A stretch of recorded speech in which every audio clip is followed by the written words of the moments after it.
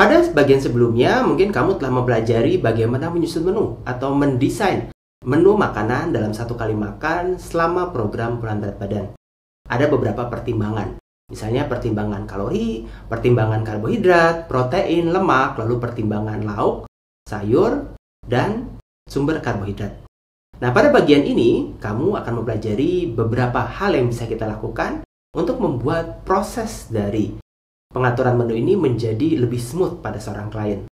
Ya, kita bisa memanfaatkan piring yang sudah mereka gunakan atau menu yang sudah mereka biasa konsumsi. Lalu kita ubah ukurannya, kita pengaruhi jenisnya. Sebagai contoh, ketika seseorang mengkonsumsi makanan nasi, sayur, dan lauk. 3 komponen ini adalah 3 komponen yang biasanya muncul dari menu seseorang. Dalam konteks ini, kita bisa melakukan perubahan dari komposisi misalnya. Biasanya sayur cuma 1 atau 2 sendok makan atau 1 centong, kita tambah porsinya. Jadi sayur adalah bagian yang perlu ditambah.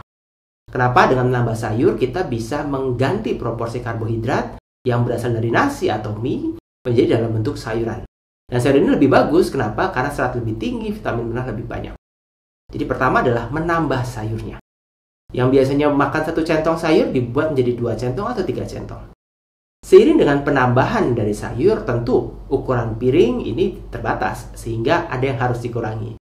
Nah, yang dikurangi adalah sumber karbonya. Salah satunya adalah nasi, apabila orang tersebut mengkonsumsi nasi. Kalau orang tersebut makan mie, maka jumlah dari mie-nya yang dikurangi. Kita bisa mengurangi misalnya dari nasi, biasanya 3 centong, gimana kalau 1 centong aja? Jadi secara proporsi, nasi dikurangi, sayur ditambah.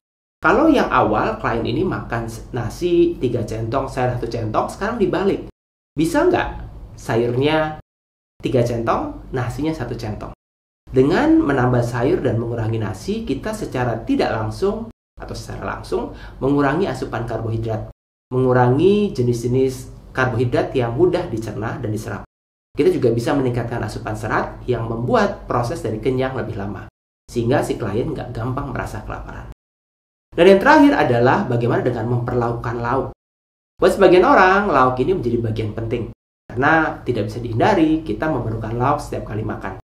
Lauk ini mengandung protein, lemak esensial, dan hal-hal penting dalam tubuh kita, termasuk vitamin dan mineral. Nah, apa yang harus kita lakukan pada lauk? Yang kita lakukan pada lauk adalah jumlahnya tetap. Jadi kalau nasi dikurangi, sumber karbohidrat dikurangi, sayuran ditambah, lauknya kita jaga tetap. Dengan jaga tetap, kita mempertahankan asupan protein. Karena selama menjalani program weight loss, kita bisa mengurangi asupan kalori, tapi kita tidak mengganti atau menurunkan asupan protein. Standarnya adalah, setiap klien ini memerlukan 1 gram protein per kilogram berat badan.